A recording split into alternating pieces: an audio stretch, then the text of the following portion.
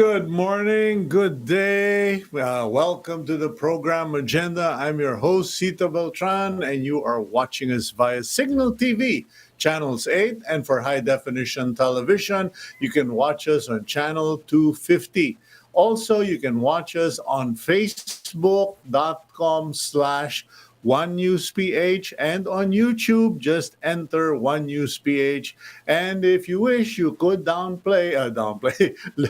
you can download the Signal Play app. It's July 1, and I hope that that fumble is not indicative of how my month is going to be, because I certainly am hoping and I'm wishing for the same for all of you, that July 1 will be a more stable, pleasant, and positive month for all of us, because at the rate we're going, it seems that life all over the world has turned into a month-to-month lifestyle, meaning month to month, we don't know if COVID-19 is going to go on the rise or not, if the economy is going to go up or submerge, etc. So let's just all pray. Let's all fervently pray that July and the rest of the year of 2021 will be a year that is blessed by the Lord. Okay, like I said, it's the first day of July and it's a Thursday. And let's now go to the front page of the Philippine Star.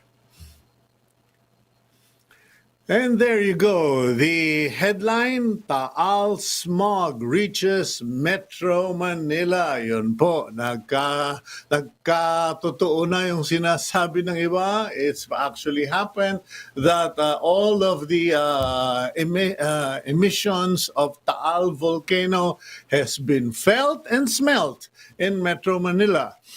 Then on the upper part of the front page, 9 billion unutilized as Bayanihan 2 expires. If you watched our interview with Senate Minority Floor Leader Frank Drilon said that a lot of the authorizations for Bayanihan 2 did not happen, were not spent, were not used, because there was no money to back it up. Now, the Department of Health says Davao and 3 other regions are now under high risk. As far as the COVID-19 cases are concerned, we are still hovering at 4,509 new cases nationwide.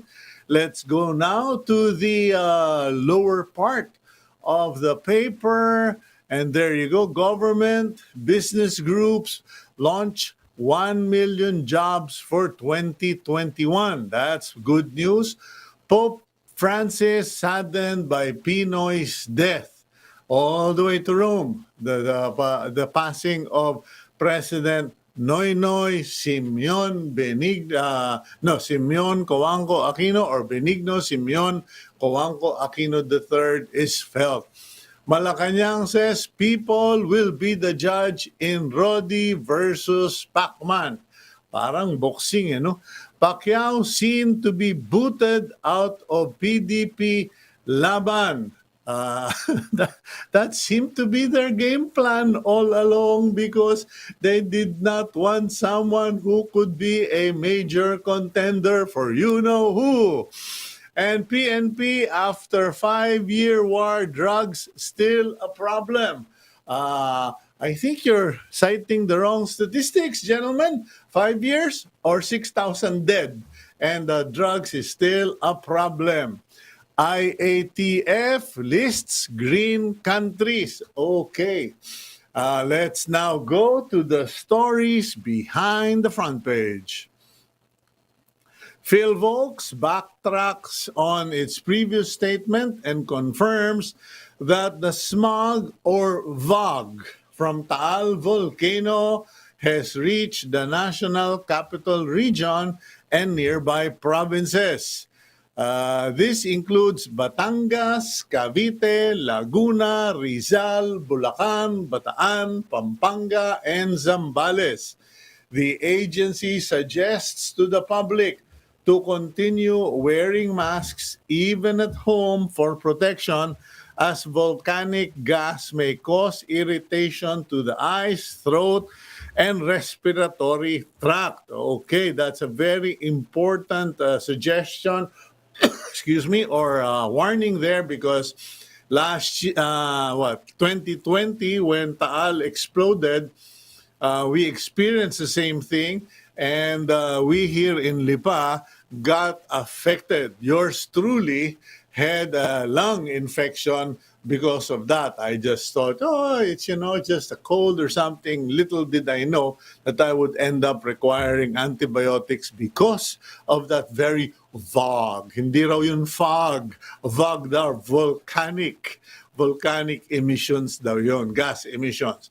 Meanwhile, the Department of Health places Davao Region, Western Visayas, Sorsogon, and Eastern Visayas under high-risk classification. This is still due to rising cases of COVID-19 and high hospital occupancy rate. If we manage, we hope to speak with Secretary Maria Rosario Vergeire of the Department of Health to clarify those things and other concerns involving the Department of Health. And in politics, Palas believes it will be the electorate, ang mga botante na ang huhusga, who will judge the winner between the camps of President Rodrigo Duterte and Senator Manny Pacquiao. Remember that Duterte threatened to expose Pacquiao as a liar and campaign against him next year if the senator fails to reveal the alleged corrupt officials and agencies in government. This, ladies and gentlemen, is a very sad reflection of our national leadership, okay? That we are even resorting to this kind of behavior, this absence of civility, this very vulgar personal attacks and violence. And it goes both ways. Okay? Wala po akong kakampihan dyan, pero nakakalungkot po kung yan ay pahuhusgahan pa sa ating mga botante. It's not our job, because it is not our conduct that is being put into question. It is the conduct of the President and Senator Pacquiao. Ayusin ninyo yung inyong pamumustura, okay? Ako, pero medyo malungkot po. You are our leaders and you conduct yourselves in such manner. Wag po, okay? And today's quote is from the book of Ephesians in the Bible, chapter 4, verse 26. It is very appropriate. In your anger, do not sin. Do not let the sun go down while you are still angry. Alam niyo po, maganda mang mapanood yung mga pelikula ni FPJ noon na sinasabing hindi ka nasisikatan ng araw or hindi mo naaabutan ng paglubog ng araw. Wag niyo pong paaabutan ng paglubog ng araw ang inyong puot at ang inyong galit. In this time of national crisis and global pandemic, we need statesmen and leaders. We hope this message brought to you by Cito Beltran and the Bible will reach the parties concerned. Okay, let's turn to more constructive matters. Presidential Advisor for Entrepreneurship, Joey Concepcion, has appealed to the public to get jabs. Magpabakuna kayo. And for the government to be stricter to keep the Delta variant out of our shores. Concepcion adds that a merrier Christmas might be derailed if the new variant spreads. Alam nyo po, I've been monitoring the news as I always do abroad. And in Tokyo, ilan daang bago na namang kaso at marami rin silang kaso ng Delta variant. and it is a cause for concern. Let's speak with Presidential Advisor on Entrepreneurship, Joey Concepcion. Good morning, sir. Good morning, Cito. Please accept my my sincere apologies. I was absent in our scheduled interview. Stupid me accidentally nearly cut off my foot. So medyo pasensya ka na. I still have my foot above ground and I'm still literally stitched up.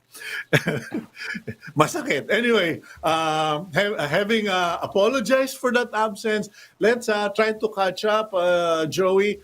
What's going on right now as far as the private sector vaccination program is concerned? Because yesterday I got a heads up from the Manny Pangilinan group, the MV employees. What The arrival was delayed for about 3 weeks and then increasing as the months go for close to December. Now, hopefully, we complete the 17 million doses, which includes the LGUs, by February next year. But yes, everybody is prepared. All companies, MVP has purchased both Moderna and AstraZeneca. Many of those who bought AstraZeneca has also purchased Moderna. And 200,000 doses, as you've seen in the newspaper, arrived for Moderna. Basically, the private sector, I'm told, has 55,000 of that, and the rest is for the government. So AstraZeneca, our full doses arrive on mid-July. So we're ready. Everybody's eager to go and get their employees vaccinated. Okay, that's definitely good news. I understand even San Miguel, which is a very big company in terms of employee number, has a lot of staff already to be vaccinated by July or this month, later this month. Now, but there's this thing just because the vaccines arrive, just because we vaccinated employees, doesn't automatically mean that business back to normal. Because for AstraZeneca, there is a 3 week delay, or was it 3 month delay for the second jab? No, Moderna is you're recommended, and anywhere between 8 weeks to 12 weeks would be the ideal second dosing period. No, 8 weeks to 12 weeks. okay. So what happens is we don't all go out to work immediately because of that. At least let's just say another month delay. So we don't really get to start up the engines until August or September.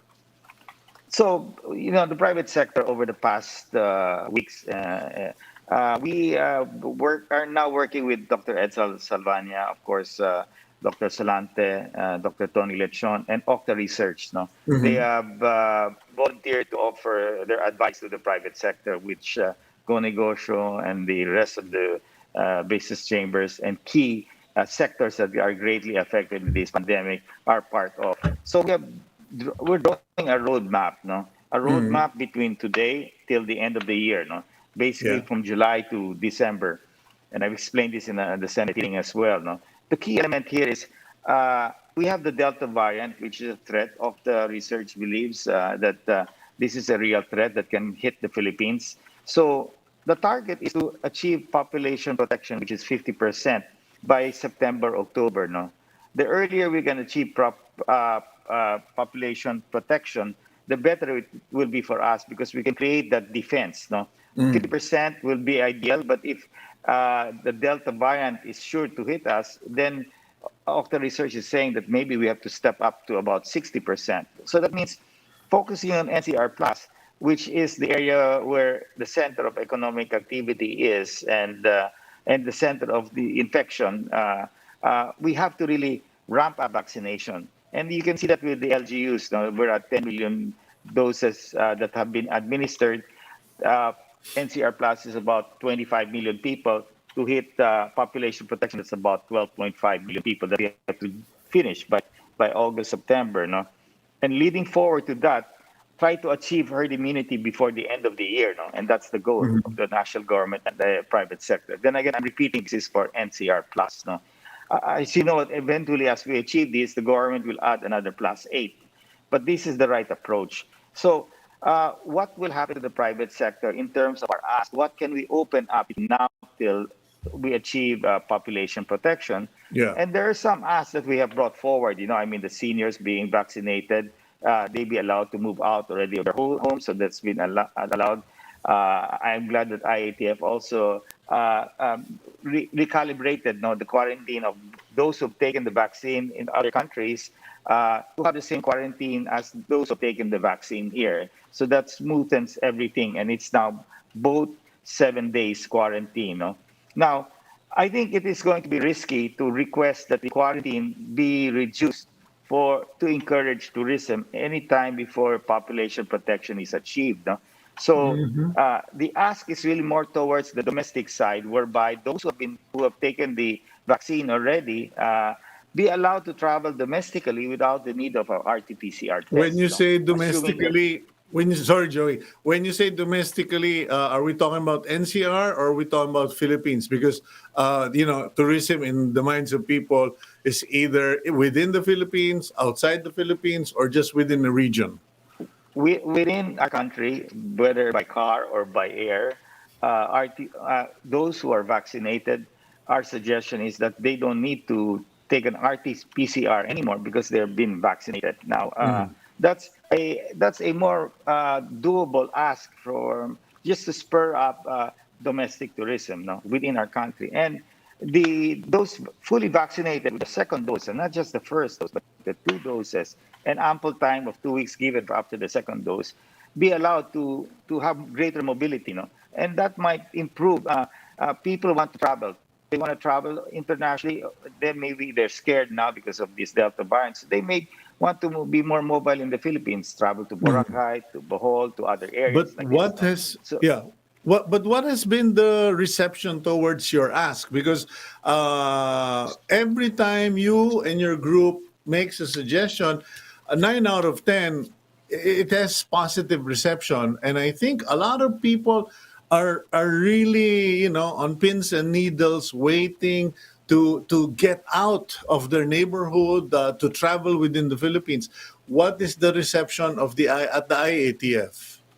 at this point in time, we have not formalized this ask yet. It is a the discussion that we're having internally, and we are seeking the advice again of our medical advisors, which I'm glad that DOH has allowed them to give us these consultations. No?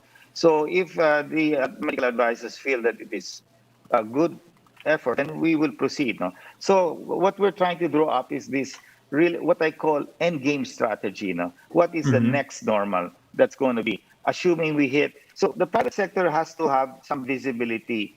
If we attain population protection, what can happen after that? No? If we attain herd immunity, what can happen after that? Why is that important? Because without money, the banks provide funding to many of our MSMEs.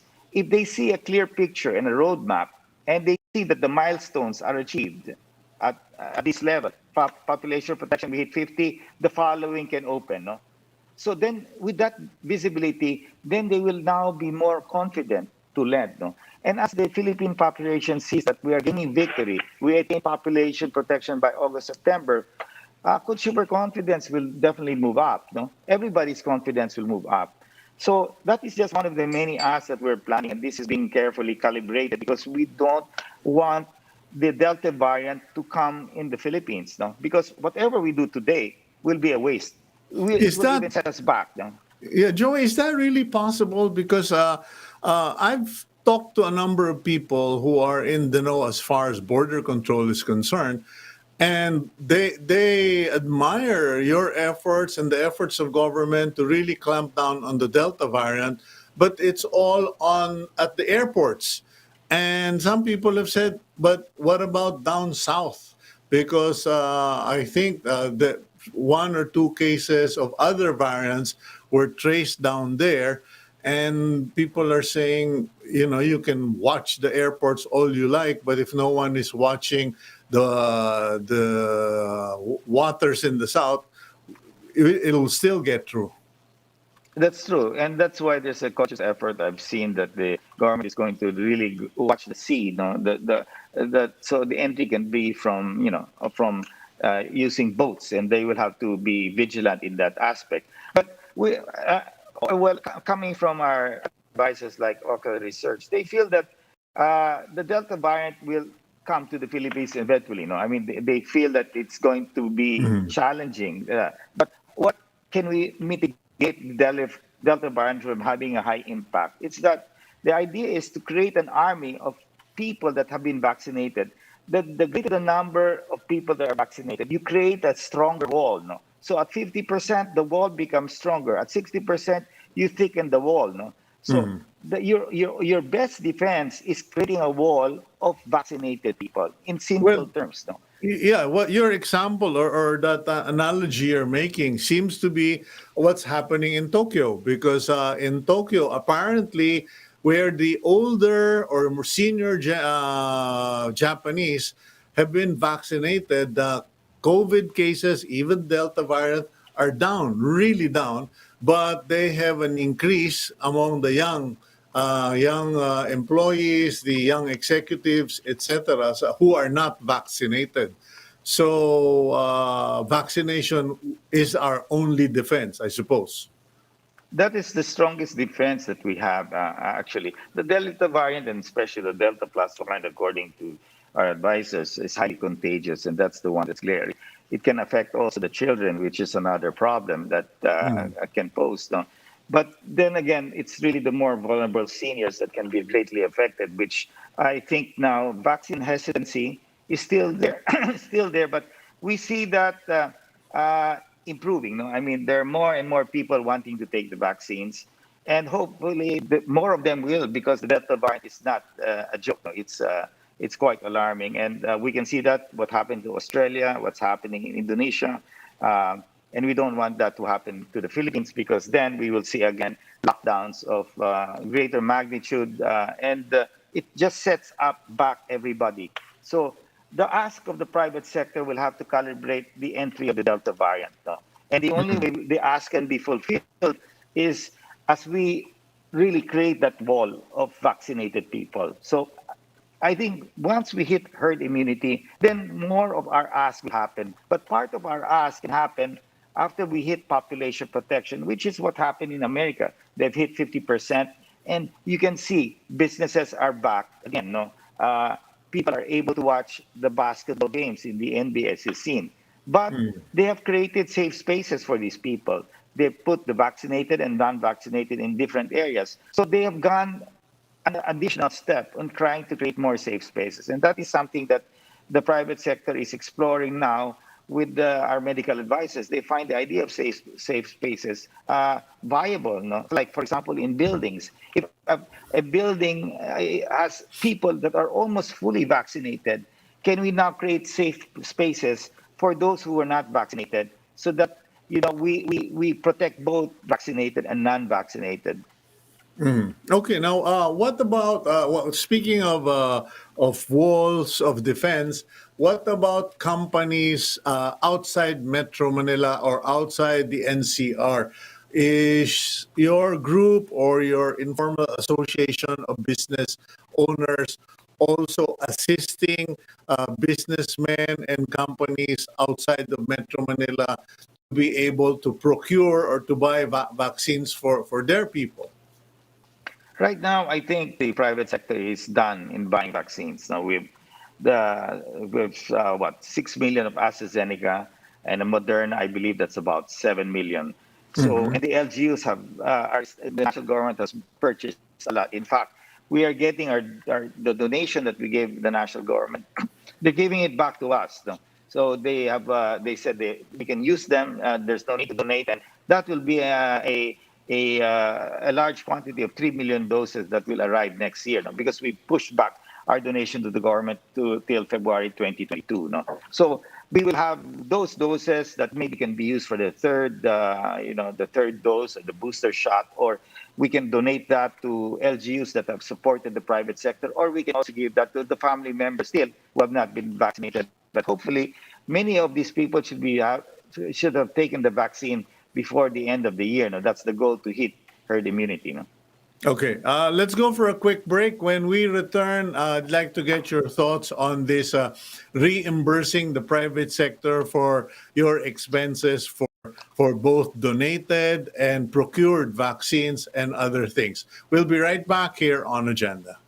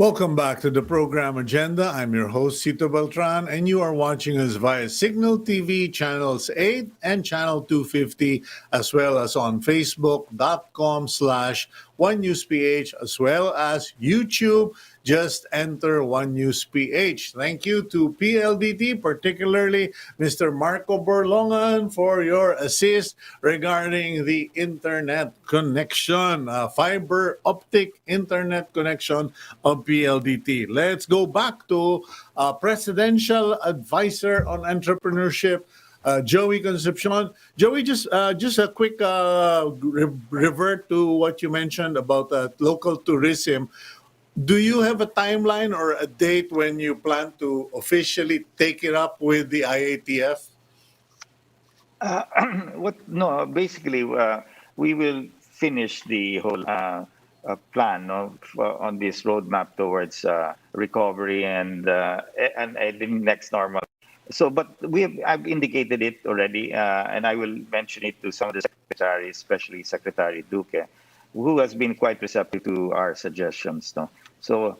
But we have to calibrate further, especially with the entry of the Delta variant. But for domestic tourism, I don't see any risk because these are people who are already in Metro Manila. I mean, in the Philippines anyway. So the fear is people from overseas coming to the Philippines. No, are we willing to bring down the quarantine and encourage international tourism? That is a big question because of the Delta variant. Okay, well, that's valid concern. But what about Filipinos returning? Because my wife, my wife and daughter were very happy that the government, Malacanang, announced that I think you are only required to have a 7-day 7 days. quarantine instead of a 14-day quarantine if you are fully vaccinated and returning as a Filipino citizen or resident. But that was just to be consistent because the Filipinos who took the vaccine here have a local card, no? So that can easily be authenticated when they take it either in the States, and a number of my friends did that, Walgreens or CVS. Not many people know what's Walgreens, CVS, and all of these different cards coming out. So I think Cabsec Nograles told me that once this is aligned, that they will allow, and which is true, it happened. No? So now they have a way to verify. I think there is a process that each one has to do to be able to get that certificate. No, so moving forward, that settles that problem of returning Filipino residents. No? So you simply have to go to the Philippine embassy in your area, go to the, I think, labor official there, and then get the certification that, yes, you have a valid, authentic vaccine card from your country of origin, and that is presented, that certificate is presented here in the Philippines. So now you mentioned vaccine or vaccination cards.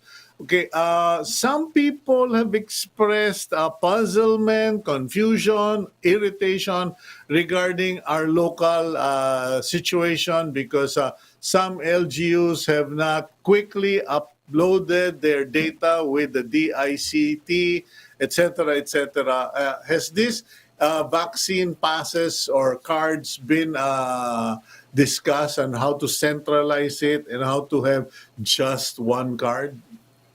I think that's the end goal. The current vacuna cards issued by the LGUs are what I know is that since we're planning for our ASA vaccines to be implemented soon, that the records are also with the DOH, and if it's with DICT, then it's fine. No? So Mhm. eventually, that this will become a common card. No, in other words, down the road, this will mature into maybe a Philippine vacuna card with the respective Mhm. LGUs there. No, the central depository of all of this should not be difficult because we do that with RT-PCR test. No? I mean, everybody can verify an RT-PCR test. No? So it's the same thing. So it should be easily implementable, and I'm sure that they are working as fast as possible to get this done. No? Because in the end, you can see all over the world that vaccine cards or documentation will be very important to travel within Europe. And the issue right now with Europe is there are certain vaccines that are not accepted. No? Yeah, they tend to be exclusive. They're being accused of creating a exclusive club that only Western vaccines are recognized. But even within amongst themselves, there seems to be confusion because I have a Dutch brother-in-law who was vaccinated in Romania, and when he tried to board a German plane, he was refused boarding because they couldn't figure out the Romanian card. So, what is the country, or at least your group in the IATF? What is being discussed about coordinating? Will the coordination be with the World Health Organization or whoever? I'm not familiar with that because, as you can see, even in Europe, I think that's called the Green Pass, no, Yeah. something along that line. Hmm. So, and they've said that AstraZeneca or coming from India will not be qualified. No, so that's another issue. But fortunately, our AstraZeneca is either coming from Europe or from Thailand. No, the one that the private sector bought is coming from Thailand. So that will be allowed. So there are certain issues there. No, I think is happening right now with America, with Europe, with Asia, this will all settle down, and eventually people will start to focus on uh, travel and how do we protect each country from passing on the next virus. No? So I think things will get clearer as Europe comes out with their own. America, so fortunately, America is quite lenient. No, we are allowed to go to the States. All you need to do is take an RT-PCR prior to leaving, and that's about it. No?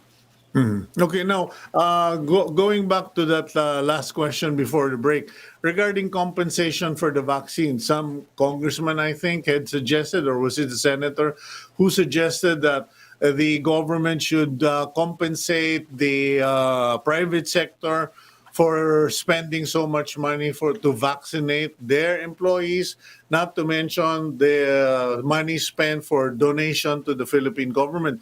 You mentioned earlier that the donations were being returned to the private sector. Yeah. Eh, Parang, wow, nagbigay kayo ng regalo, gumastos ka, pagkatapos, now they're saying, we don't need it pala.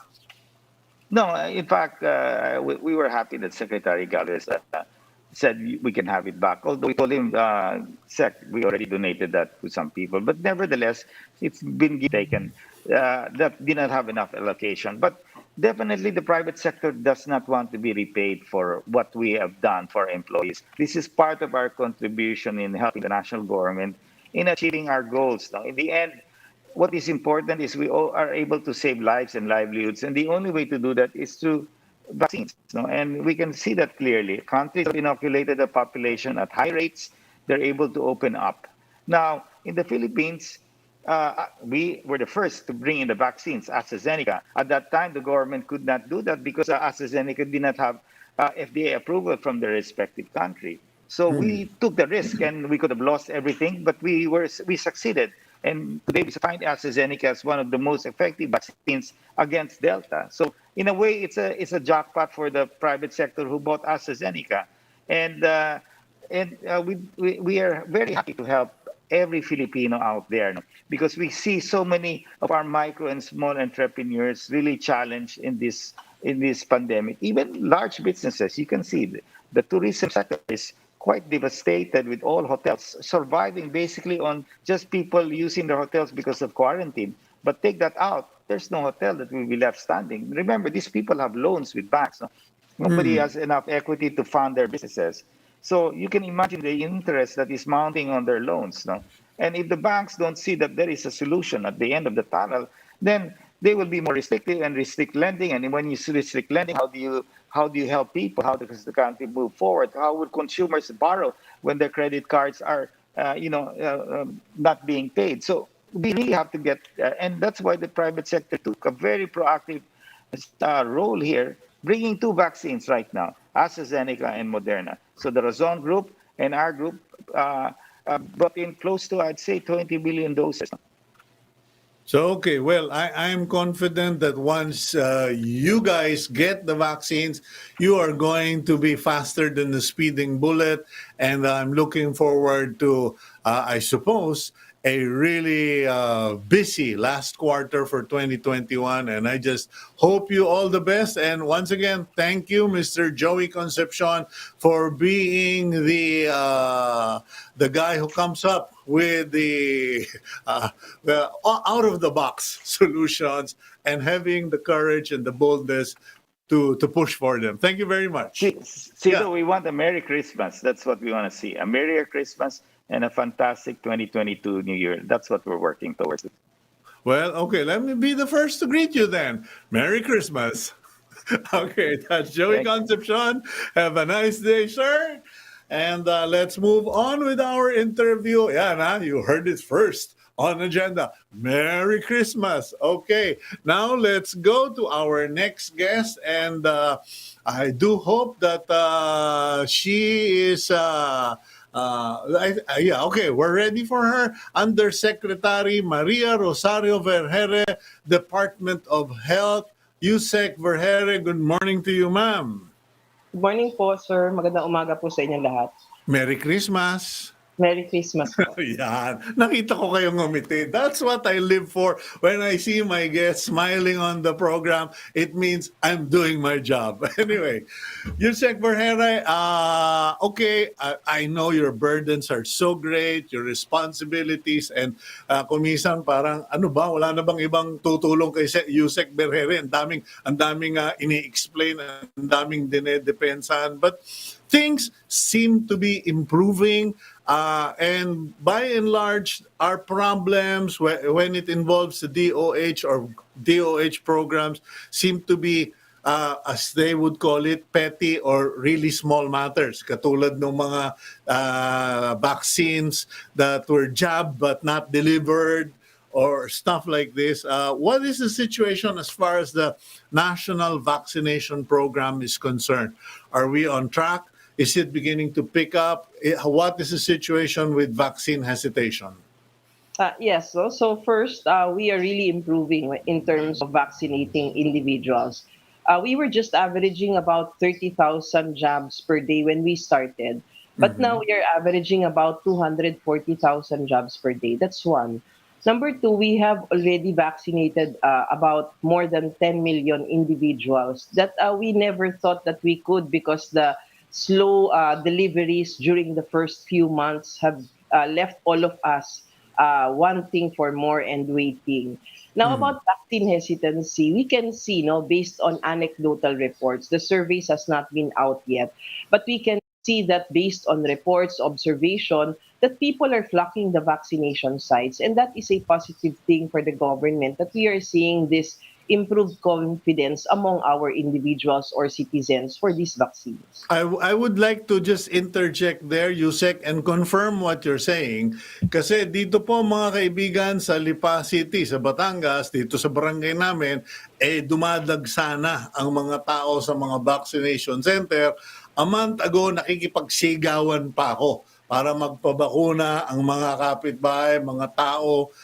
But now, they are actually on their own, even telling their dabarkads, their neighbors, oy, tara na, tayo na lang ang naiiwanan. And And thank God and thank you to the DOH, we actually have heard of vaccinations taking place in the different barangays. Kasi tapatan lang po, medyo nagtatampo na kami for some time na ano ba, bakit puro na lang Metro Manila? Ala, dito ay wala pa. Anyway, so I'm just confirming what you were saying. So please continue, Yusek. Yes sir 'no. So tama po kayo. Alam niyo tama po yung sinasabi ni na Secretary Galvez at Secretary Duque na 'pag tinignan natin, once people starts to get vaccinated, yun pong iba susunod. Makikita nila yung epekto, makikita nila yung wala naman palang nangyaring masama. Marami ho Bu- kasing naghe-hesitate because of that. So, Buhay pa pala si Kuya, sinasabi, buhay pa si Sir, buhay pa si Kuya Cito, pwede na tayong magpabakuna. tama po yan, sir, 'no? So sa tingin namin malaking factor talaga yung nakita nila yung kapitbahay nila na bakunahan, yung kanilang nanay na nabakunahan na wala naman talagang reaksyon, nakita nila na pagkatapos ng pagbabakuna ay pareho pa rin naman, ano? So I think that's one of the factors that we are seeing right now which causes people really to go to the vaccination sites. Okay, can you just clarify this point? It was reported that the government ordered 40 million doses of Pfizer vaccines. At least that's what I heard. Now, some people asked me, Kuyang, can we handle that? Because baka napakarami ro ng 40 million vaccines but they are all required to be in freezers at minus 60 degrees. Baka naman, alam niyo, parang di ba, you remember the controversy many years ago, how big a maleta is required for several million pesos, di ba? Yung 40 million vaccines ba, gaano ba kalaking area yun? Actually, sir, itong 40 million naman na order natin at na-close natin yung deal, it's not going to be delivered na isang beses lang. So that's one. So every time that a vaccine delivery comes in, immediate po ang deliveries namin. Actually, during the last deliveries or distribution, pinadiretso na po dun sa mga Cebu and Davao itong mga bakunang to para wala na pong nagkakaroon pa ng time na dito dadalhin sa Metro Manila. Yun pong nami-minimize natin yung handling natin and we preserve the potency of the vaccine. So this 40 million is not going to come in the country at just one time. Meron na tayong mga iba't ibang rehiyon that are already capacitated to store this kind of vaccines. Ang maganda po, yung mga local governments actually in our regional areas, at talagang sila na po ang gumawa ng paraan para magkaroon sila ng capacity because they want these mRNA vaccines also. So kung dati Cebu, Davao, and Metro Manila lang po and some parts of Luzon ang merong kapasidad, ngayon po we can see in Visayas also in Northern Luzon and Southern Luzon, they already have developed capacity either through contracting or sa kanila po talaga. Okay, Yusek, if you would allow, I'll just take a quick break. When we come back, meron lang akong papaklarify sa inyo kasi may nagsabi sa akin, nakalinya sila and they were in a line and they expected Sinovac. When they got to the end of the line, they were told, wala nang Sinovac, Pfizer na lang. Tumawag pa nga sa akin, Sir, ito bang Pfizer? Okay. Sabi ko, palit tayo. Diyan na lang ako magpipila. Hindi nga ako nakakuha ng Pfizer. But then, they were told, sorry, you can't have Pfizer because dun sa application mo sa Sinovac. We'll go for a quick break. Pakisagot naman po yan, Yusek. We'll be right back here on Agenda.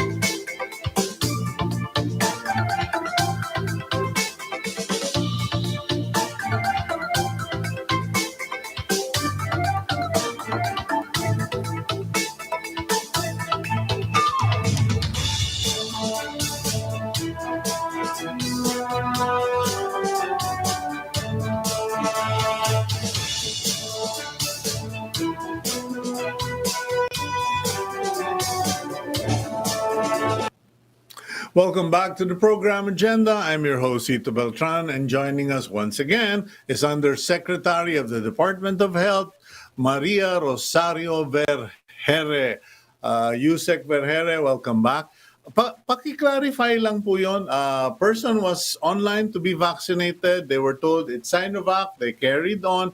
When they reached the line, end of the line, they were said, we're out of Sinovac. We only have Pfizer, but on your data, you're supposed to get Sinovac, not Pfizer. And they basically went home. I think you're on mute. Okay. Sorry.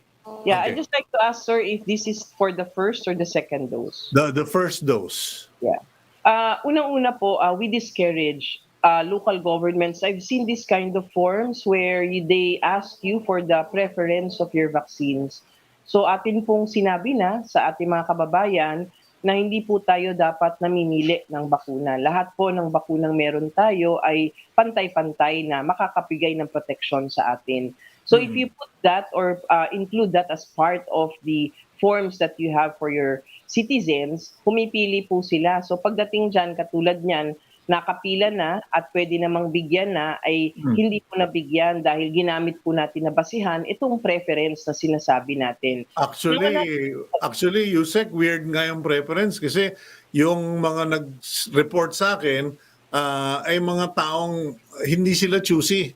Actually, alam nila ako Sinovac. So sa kanila, Sinovac. In fact, that's why they ask, Sir, okay ba yung Pfizer? Ang worry ko lang, baka merong mga local government units na para bang pre-select ba or pre-chosen o kayo Sinovac, itong Pfizer para sa mga tao na namin? Well, actually, sir, they really do that because of the prioritization framework and the conditions of WHO. Because the Pfizer vaccines that we have right now are still from COVAX. So you can only give the COVAX vaccines like Pfizer only to A1, A2, A3, and A5. So baka yun din po ang naging dahilan niyan. Kailangan po nating maintindihan maigi. Pero sana po ang mga local governments, kung sakaling nakapila na po ang ating mga kababayan na andun na sa vaccination site, gawan na po natin ng paraan. Kung meron naman hong nakastore dun sa main storage nyo, pag-antayin nyo lang sandali, kukuha po ng stocks para hindi na babalik. Or give them another schedule which they can also, alam nila na babalik sila at this point or at this day because there's already stocks for Sinovac. Well, it's good you're pointing that out, Yusek, because I think at this level or at the economic level of these people, ito yung mga namamasukan. And they were really angry. They were angry because they said, Sir, kanya nga nagsumbong sa akin Sir, nawalan kami ng isang araw na trabaho. Maagang-maaga, nakapila kami doon. Akalain mo, 3:00, tuturukan ka na lang, pauwiin ka pa ulit. Tapos hindi tuloy kami. I think there were about 4 or 5 of them who missed a day at work and have to go back again. So, kailangan pagbalik nila, ano pang bakuna meron doon, these people should insist that they be vaccinated. Yes, sir. No? So, provided that it is aligned with our protocols. Katulad nga nung sa COVAX, hindi ko yan pwede sa A4, A1, and A5 lang. So, kailangan lang magbigyan ng konsiderasyon din ng local governments, lalong-lalo na yung mga pumapasok sa trabaho, they miss their work. Kung nandun na po, gawan po natin ng paraan para po mabigyan na sila ng bakuna. So kung namamasukan ka, that does not necessarily put you in the A5 category of poor, correct? Well, there is this official list coming from the DSWD. Also, we have also indicated in the guidelines that the local governments can also have their list aside from the DSWD list. Kasi hindi naman po lahat ay na-survey ng DSWD at that point in time na nilabas nila yung listahan na yan. So, local government supplements this list. Actually, yung mga taong yun, lista lang yata this week or a week ago. In any case, I'm just bringing that to your attention kasi talagang nasama ng loob ng mga bata na hindi sila nabakunahan. In any case, going back to our vaccination program, so it's rolling out, vaccine hesitancy has gone down.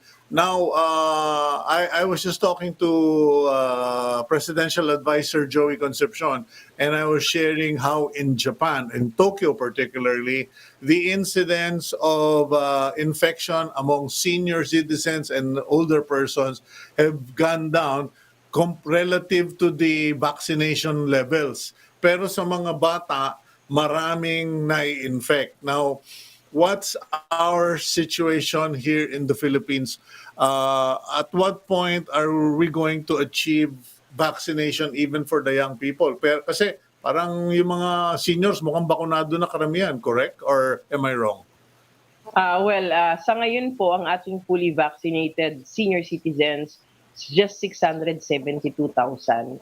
2.2 million po yung pong mga senior citizens na nabakunahan na ng first dose. So Mm. pag tignan po natin, out of the 8 point something million total population ng senior citizens sa bansa, mababa pa ho iyan. So kailangan ho natin itaas. Kaya meron ho mga special lanes ang ating senior citizens. We have special strategies also for them so that we Mhm. can reach them and they get to be vaccinated. Okay, is there going to be any campaign on the part of the DOH? Kasi without being critical of the DOH or the government, the sentiment of many, like I mean, ako, I lecture, I teach regarding communications.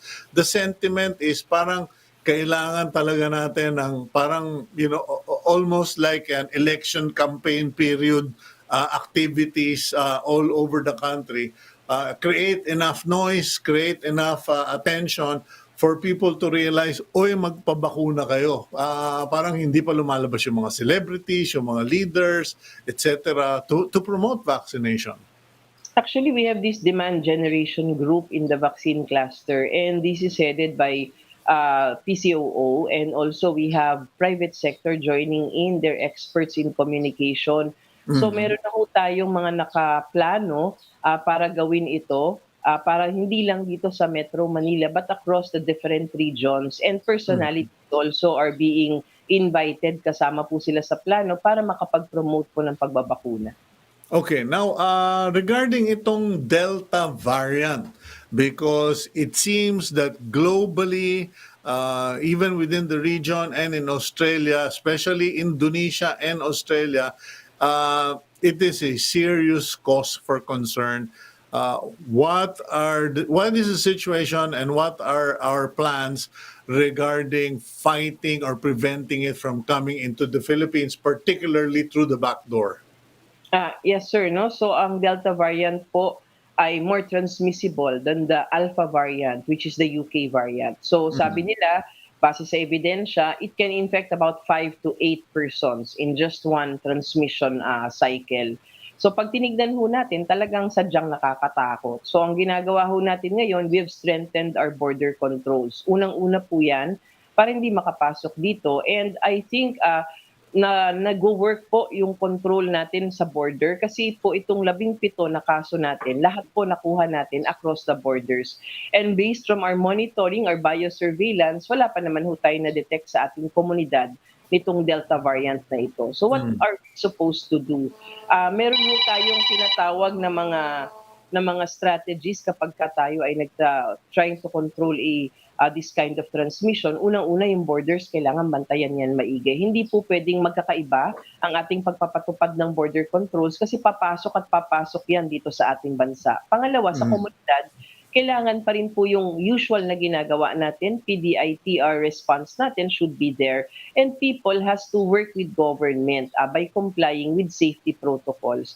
This is the only way that we can do that. Plus, of course, get vaccinated when you are already eligible.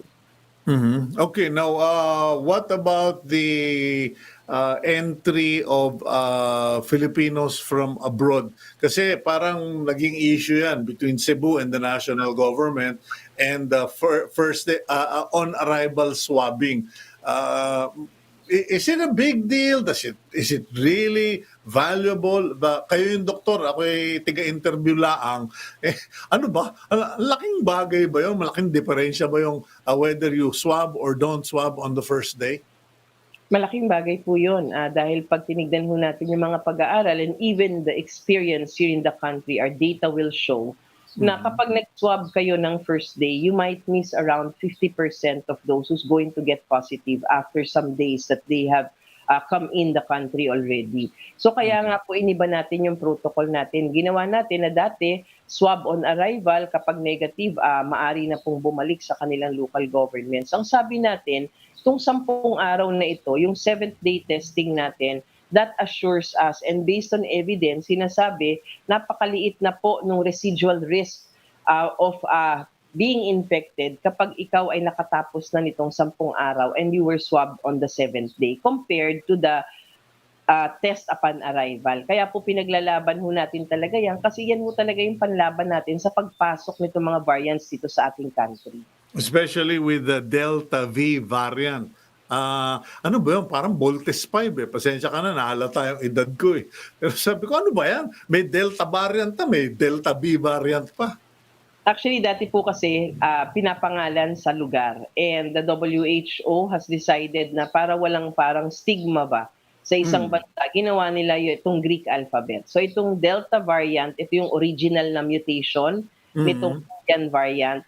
And then they are now saying that they have detected this Delta Plus variant. Ito yung sinasabi nila ngayon na nakikita nila na medyo kumakalat dito sa isang place sa India. And they say that it is more transmissible and it can cause more severe disease. Pero hanggang sa ngayon naman po, wala pang inilalabas ang WHO na talagang ito po ay of concern already. Okay, may sumbong lang tayo. Well, first a question from our group.